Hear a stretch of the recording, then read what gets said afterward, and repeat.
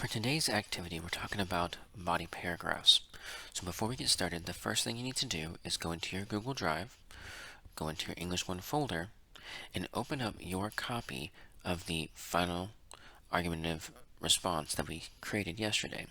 Here's mine right here. Once you open up your file from yesterday, then we're going to look at body paragraphs today. If you did not copy the file yesterday, please go back to Teams, find yesterday's lesson, open up the slides, and follow the directions to make a copy of the document. But for you should be able to open up your copy from your Google Drive today. Once it opens, I'm going to scroll down to the portion that says Body Paragraph 1. Here it is right here. You should have already filled in your introductory paragraph yesterday and submitted it to me via your English 1 folder. So today we're looking at Body Paragraph 1. Right? Notice that body paragraph has 3 parts to it. It has a paragraph claim, it has evidence, and it has a rationale, which is simply an explanation. All right? But to look at this further, we're going to click on the Click for Notes link right here and open up the notes for body paragraphs. As you can see here, that a paragraph claim is a one-sentence statement that clarifies one part of the claim and is proven true with evidence and rationale. Right? This has been referred to in the past, your 3 reasons for your say. That's typically the same thing as a paragraph. Right?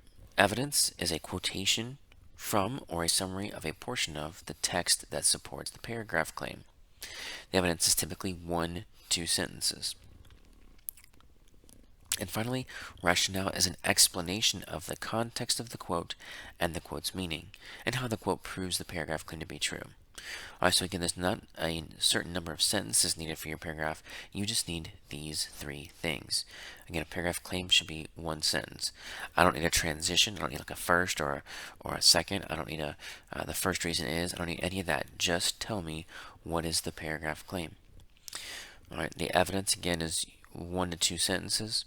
Alright, a quote or a summary of, if it's a longer quote, maybe a summary of it, that's fine. And then rationale is an explanation. Your rationale should be longer than your evidence and your paragraph claim. So if your paragraph claim and your evidence are 3 sentences in length, your rationale should be at least 4 sentences in length, because that's how much time it would take you to explain the quote and how it supports. All right. So let's take a look at an example of this. All right. So for today's example, it comes from an essay that my students had to write after they read the book Murder on the Orient Express by Agatha Christie. In that novel, there was a character on the train who had been murdered, and they had to write an argumentative essay about who they thought was the killer based upon all of the evidence presented in the novel. Alright, and so that was their prompt: write an argumentative essay in which you indict one of the characters with the murder of Mr. Ratched, who's the guy that was killed in the book. Alright,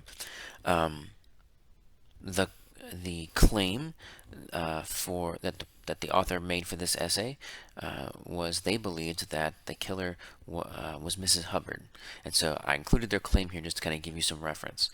Alright, so the individual who killed Mr. Ratched was Mrs. Hubbard. That was their paragraph claim from the introductory paragraph. Alright, and so here is their body paragraph 1, and here's the paragraph claim that they started with. This is their first reason as to why they think Mrs. Hubbard was the killer. Mrs. Hubbard is lying about the button being from an intruder in her room the night before. Okay. Again, the detective in the novel interviewed all of the suspects, and during her interview, Mrs. Hubbard said that she found a button from an intruder in her room. Her room had access to the victim's room in this novel. Okay. So that is the claim. He just states the reason. Doesn't say the first reason is. Doesn't say I believe. None of that. Just states the reason. Okay. Then they go into their evidence. All right. In this case, it was a longer quote, so they just summarized the evidence instead of putting a direct quote because the quote was longer. So here was their evidence. During her interrogation, Mrs. Hubbard revealed that she had found the button from a conductor's uniform on top of the magazine that she reads at night to help her fall asleep. Upon discovery of this button, she placed it in her purse and did not reveal this evidence until she was brought in for interrogation. All right, so that was a summary of a longer quote from the book. All right, and then here is the rationale for why they believe this to be true. Prior to the commencing of the interrogations, all of the passengers had been made aware of the murder, and the fact that Mrs. Hubbard did not reveal the button immediately upon its discovery, especially after calling Pierre in the middle of the night, claiming that there had been a man in her compartment, indicates that she was not surprised by the button's discovery, and thus must have had knowledge of the button prior to discovering it. Additionally, the button's presence in her room could be a result of it having fallen from the uniform prior to Mrs. Hubbard stashing the conductor's uniform in Hildegard's room, only noticing the button after it was too late to re-enter Hildegard's room and replace the button on the uniform. Regardless of how the button arrived in her room, Mrs. Hubbard's delay in its revelation amply indicates either her idiocy or her involvement in the murder. Okay, so again, here was the claim from the essay claim from the introductory paragraph. Here is the paragraph claim, or the first reason as to why the author believes the claim to be true. Here is their evidence. Again, it's textual evidence. It's a summary of a quote from the book. And then here is the explanation as to how this quote proves paragraph claim. Right? And here's what it looks like put all together. All right, you see that it's highlighted. The claim is highlighted in yellow. The evidence is highlighted in green, and the rationale is highlighted in blue. Please make sure that on your essay, or that you in your today's assignment, that you also highlight your paragraph and the information in it in the same color. So when you type yours today, highlight the paragraph claim yellow, highlight the evidence green, and highlight the explanation, the rationale, blue. Okay. All right. So let's go back over to our assignment, and let's take a look. Now, let's go back to our assignment and begin to write our own body paragraph 1. Alright, so I see I have my paragraph claim, my evidence, and my rationale. So now I'm going to look back at my quotes that I picked from the quote find activity, and I'm going to think about what quote do I want to use and what I might want to, how I might want to use that to write a paragraph claim. So again, my claim was that I do think that where I said reading has a significant impact on the development of society. And so I'm thinking back over to the part where Montag went to visit Faber for the first time over in part 2. All right, I believe that was over on, and so I'm looking for my study guide to figure out where that was. I see in my study guide, part 2, that over here on, let's see, I'm thinking about right here, question number 9, that part kind of where Faber told Montag why books are hated and feared. And that happens over there on page 79, paragraph 2. Alright, so page 79, paragraph 2. I see the portion right here, okay, where Faber says, he's talking about why books are hated and feared, and he uses the comparison of comparing books to the pores in our skin, and how we don't normally see the pores in our skin unless we get really up close, and you have to maybe use a microscope or a magnifying glass to see the pores in your skin. And so he's saying that books are similar to that. He's making a metaphor, a comparison, and he goes on to say that let's see, right here, that this book has pores, it has features. This book can go under the microscope. You'd find life under the glass, streaming past the infinite profusion. The more pores, the more truthfully recorded details of life per square inch you can get on a sheet of paper, the more literary you are. That's my definition anyway. Alright, so and basically, that means that books offer a reflection so that society can ensure that it's continuing to grow in the right direction. And so that's what I'm going to use for my claim here. I'm going to write, back on my assignment, I'm going to write that books provide a reflection for society to view itself so that it can make changes and improvements as it continues to develop. All right? And so again, I'm stating clearly as to why reading has a significant impact on the development of society. It offers a reflection so that changes can be made when necessary. Right? And I'm going to use that quote that I just saw in the book as my quote for this paragraph here.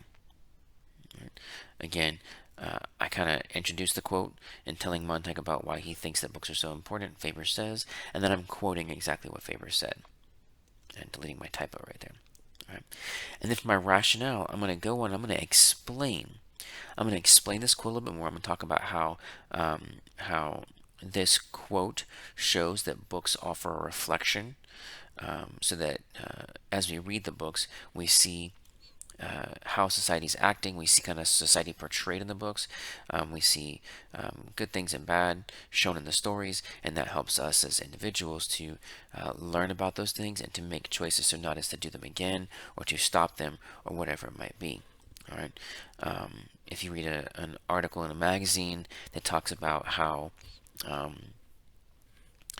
how rainforests are being needlessly cut down for building apartment complexes, and that it's causing the environment to have a lower quality of oxygen, then as a reader, I might say, well, I feel like that's a bad thing. I want to help prevent that, and it might make me do something.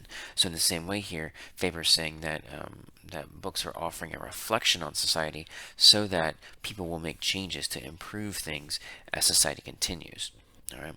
And so I would explain that here in my rationale section. Okay. So again, I reviewed my claim.